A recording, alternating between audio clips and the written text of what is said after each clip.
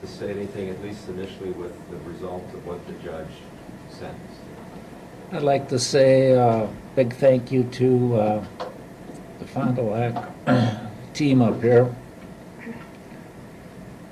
the district attorney's office and the sheriff's department for tremendous amount of work that they did to get us to this point. How did you prepare for this day? You obviously had very thoughtful comments about what you've been through. After 27 years, there is no preparation that you can make for this day. So, kind of tough day for me, as you saw. You know, in trying to sit down and put your thoughts together for the sentencing letter,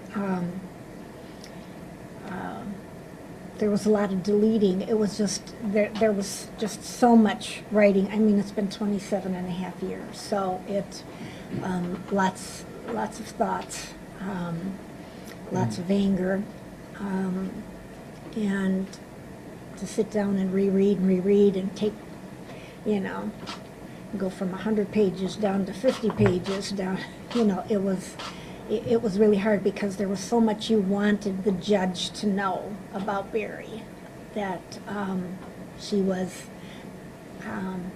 a unique individual.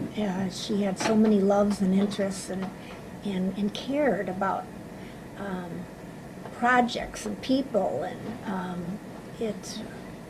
it was like, oh, okay, how much can you say in the courtroom so that the judge is sure to understand what you're saying. And we understand that because of the statute of limitations, that we couldn't get more time added on. That definitely hurt. I wasn't happy at all about that, but what can you do? At least he got the max of that. It could have been less than that, so I guess we're happy with what happened. When the prosecutors probably were asking you, this is the situation, we know that we have this deal where he's going to plead guilty to reckless homicide, and you know in your heart this was a first-degree murder case, but you don't know how the jury's going. Is there part of you that says, you know what, we're going to go to trial on first-degree murder. If the jury finds him not guilty, so be it, but we know what happened. Mm-hmm. I think that's exactly what we thought. It was like we were going for it. We were going to go for it no matter what. And then once everyone sat down and showed everything to us in black and white, it made a big difference. And to think that things could have turned out horribly wrong because of that statute of limitations, I don't think any of us were willing to risk that. Ben, can you talk about what it's been like for you not having your big sister around for the last 27 years? Maybe if you just slide to the center, that's good. Thank you, I appreciate it. Well, it's, of course, been difficult. I would also like to take a moment to kind of reiterate some of the things my dad said and thank everybody that has put the amount of time and effort into this case, the amount of volunteers, family and friends. I mean, this is almost 28 years old now. It's been a very painful process. It's been a very long process, but the way I look at today, I'm excited. I think that this is a huge win. Dennis Brantner is in jail. There's a very evil person that is going to be behind bars, and we owe that to a lot of the work that was done, by all the people involved here. Just a tremendous amount of effort 5 years ago, we didn't have anything. 5 years ago, there was nothing to work with. And here we are today, you know, Dennis Brantner's serving time. And I think that that's a positive, not only for us and our family, but for the community. You guys heard some of the things that this guy has done throughout his life. He shouldn't have been able to walk the streets in the first place, and now he can't. So we were able to say some things in the court today. Probably not half of the things that some of us wanted to say, but I guess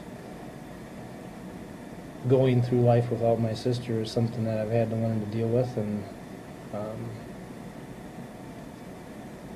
manage my way without her to the best of my ability.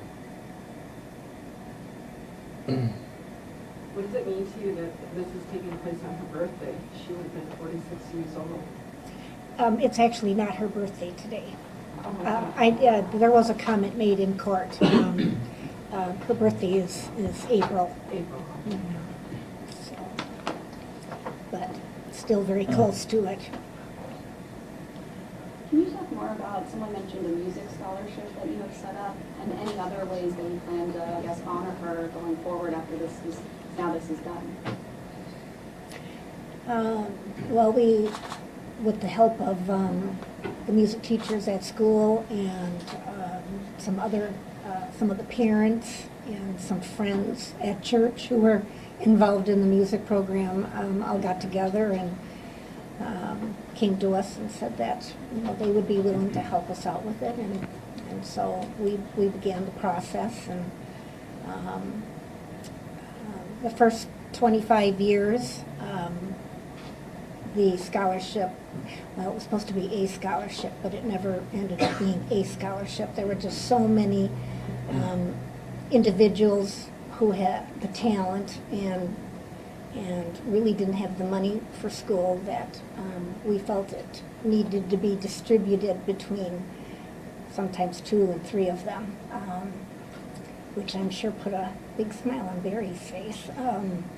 And now I'm not keeping it just to the case students in Racine any longer.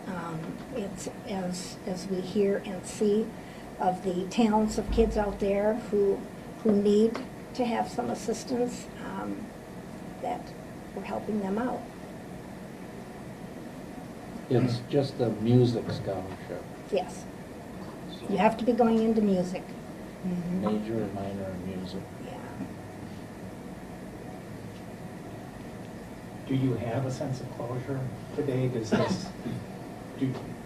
there a change in how you feel today now that it's over? Or not? I think that's going to take time to realize. The one thing that I'm very happy about today is the fact that we don't have to worry about Dennis Brantner being out on the streets any longer harming anyone else. He is a terrible man, and he has been abusing women since his teenage years.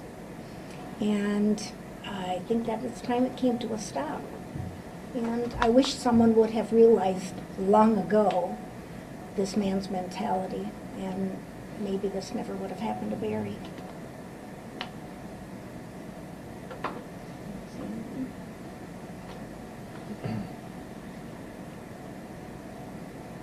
Anything else? Okay, why don't we let you guys step in? Thank you. Thank you.